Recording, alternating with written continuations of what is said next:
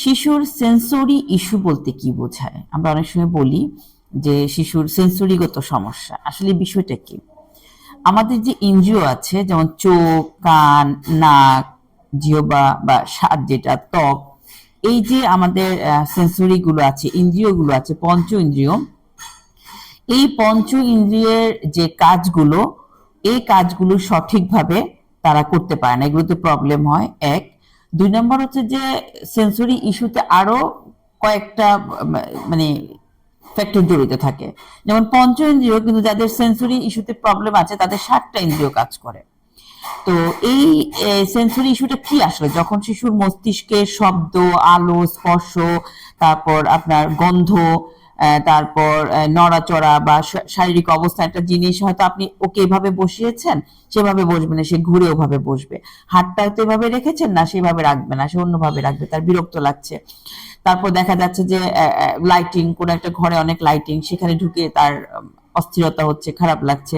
ব্লেন্ডারের শব্দ বা আপনার বাইরে মেশিনের শব্দ বা গাড়ির হর্নের শব্দ, এই যে সাউন্ডগুলো, এই সাউন্ডগুলো সে নিতে পারছে না, তার প্রবলেম হচ্ছে, কানে হাত দিয়ে সে ইয়ে করে ফেলছে।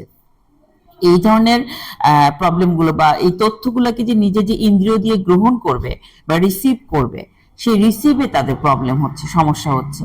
যেমন আমরা যখন কান দিয়ে শুনি সেটা বুঝতে পারি, তারপর আমরা একটা আউটপুট দিই বা বলি।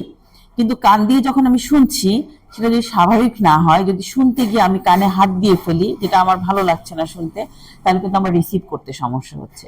আবার চোখ দিয়ে যখন আমরা দেখি যে এটাকে অন্ধকার না আলো, বা এটা কালারফুল না কি, এটা যখন দেখি, কিন্তু যখন দেখতে গিয়ে আমার প্রবলেম হচ্ছে, আমি দেখতে পাচ্ছি না, অতিরিক্ত কালার আমি দেখতে পাচ্ছি না, বা অতিরিক্ত আলো লাইটিং আমি দেখতে পাচ্ছি না, আমি চোখ বন্ধ করে ফেলছি, তার মানে হচ্ছে আমি চোখ দিয়ে সেই জিনিসটাকে রিসিভ করতে পারছি না। এই যে রিসিভ করতে প্রবলেম হচ্ছে, এটাই হচ্ছে সেন্সরি ইস্যু। এই সেন্সরি ইস্যুর সাথে যেই ইন্দ্রিয়গুলো জড়িত, তার মধ্যে হচ্ছে যেমন দৃষ্টি, মানে চোখে দেখা, কানে শোনা, স্পর্শ, গন্ধ, তারপর আপনার ভেস্টিবুলার, ভেস্টিবুলার হচ্ছে ওই যে যেটা বললাম, নড়াচড়া, দোলা, ঘোড়া, হ্যাঁ, বা দোলনায় দোলা, বা ব্যালেন্স, ব্যালেন্স রাখা, হ্যাঁ, ব্যালেন্স রাখা, এগুলো হচ্ছে ভেস্টিবুলার। আর প্রোপ্রিওসেপ্টিভ যেটা, সেটা শরীরের অঙ্গের অবস্থান বোঝা।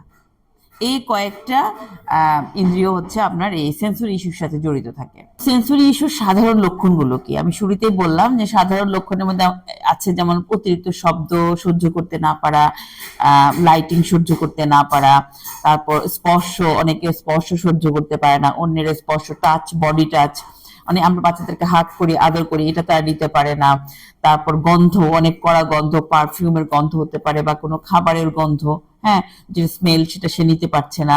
তারপর আপনার অনেক অতিরিক্ত লাইটিং যদি দেখে, চোখ কুচকে ফেলে, যেটা শুরুতে বললাম আমি, যে সাউন্ড শুনলে কানে হাত দিয়ে ফেলে, এই প্রবলেম গুলো হয় তাদের।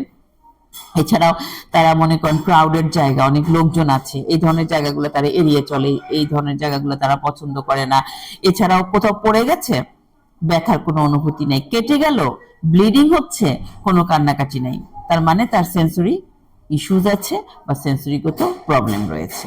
তো এইসব সমস্যার কারণে আমাদের যারা থেরাপিস্টগণ আছেন, যেমন অকুপেশনাল থেরাপি দেওয়া হয়, অনেককে এবিএ থেরাপি দেওয়া হয়। এই থেরাপিগুলোর মাধ্যমে ধাপে ধাপে বৈজ্ঞানিক পদ্ধতিতে এই থেরাপিগুলো প্রয়োগ করার মাধ্যমে তাদেরকে আমরা এই সেন্সরি ইস্যুস গুলো থেকে তাদেরকে মুক্ত করতে পারি বা তাদেরকে সুস্থ করে তুলতে পারি।